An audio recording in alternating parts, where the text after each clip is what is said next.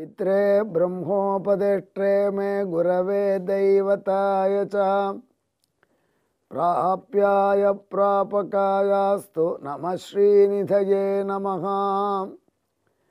அன்புள்ள விஜய் தொலைக்காட்சி நேயர்களே, உங்கள் அனைவருக்கும் என்னுடைய வணக்கங்கள் மற்றும் இனிய நல்வாழ்த்துக்கள். திருமணம் என்பது வாழ்க்கையிலே ஒரு முக்கியமான நிகழ்ச்சி. இருமனம் ஒன்றி இணையும் பொழுது திருமணமாகிறது என்று சொல்கின்றோம்.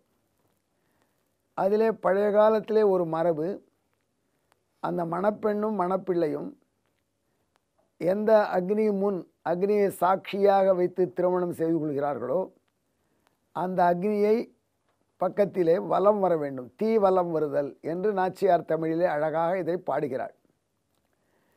மணப்பிள்ளை மணமகளுடைய காலை தன்னுடைய கையால் பற்றி 7 அடி நடத்தி வைக்கிறான்.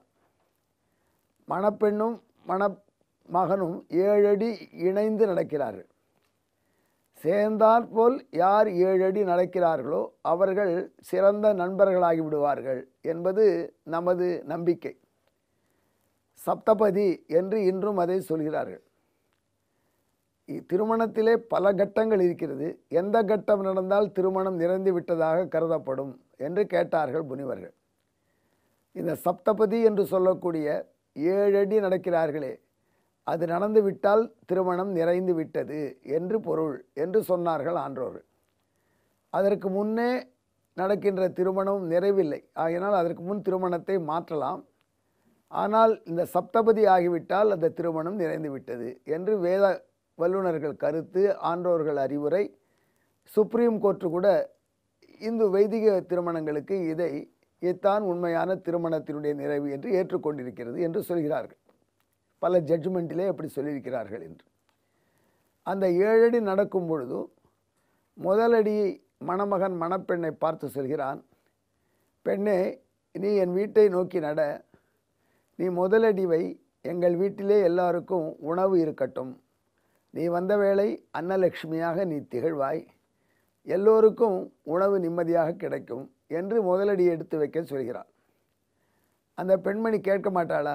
உங்கள் வீட்டில் எல்லாரும் சாப்பிட்றதுக்கு நான் தான் ஆட்டேனா, என்னால் எல்லோரையும் திருப்திப்படுத்த முடியுமா சாப்பாட்டில் என்று என் பெண்மணி கேட்பதாக வைத்துக்கொண்டு அந்த பிள்ளை சொல்கிறான், உனக்கு பின்பலமாக திருமால் வருவானாக. ஒவ்வொரு சக்ஸஸ்ஃபுல் மேனுக்கும் உள்பின் ஒரு பெண் இருக்கிறார்கள். Behind every successful man there is a woman என்று சொல்கிறார்கள். இப்பொழுது இந்த மணப்பிள்ளை சொல்கிறான், behind me the successful man you are there, behind you Narayana is there. அதாவது ஒரு வெற்றிகரமான ஆண்மகனுக்கு பின்பலமாக அவருடைய மனைவி இருக்கிறாள், அவளுக்கு பின்பலமாக நாராயணன் இருக்கிறான். அந்த நாராயணன் உன்னை பாதுகாப்பான் என்று சொல்லி முதலடியை எடுத்து வைக்க சொல்கிறான். அடுத்தபடி 2வது அடி எடுத்து வை, எங்கள் வீட்டிலே எல்லோரும் நல்ல அன்னத்தை நிறைய குவான்டிட்டி சாப்பிட்டால் மட்டும் போகாது, குவாலிட்டி நல்லா இருக்கணும் இல்லையா? சில பேர் வெண்டைக்காய் வதக்குவாங்க, கரங்கரையில் சாப்பிடுவதற்கு சுவையாக இருக்கும், ஆனால் எல்லா வைட்டமினும் போயிடுது, அப்புறம் என்ன பயன்?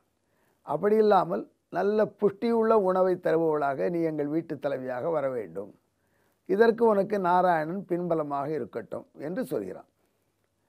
அடுத்தபடி 3வது அடி எடுத்து வைக்க சொல்கிறான். அப்பொழுது ஒரு வார்த்தை சொல்கிறான், நமது வீட்டிலே விரதங்கள் நோன்புகள் நன்கு நடப்பதற்கு நீ 3வது அடி எடுத்து வை. இதிலிருந்து ஒன்று தெரிந்து கொள்ளுங்கள், செழிப்பு வாழ்க்கையில் நல்ல உணவு இது ஒரு பகுதி, கூடவே விரதங்கள் என்பதும் ஒரு பகுதி. விரதங்கள் என்று சொன்னால் என்ன? உபவாசம். விரதங்களிலே தலை சிறந்த விரதம் என்று சொன்னால் ஏகாதசி, இது எல்லோருக்கும் உண்டு.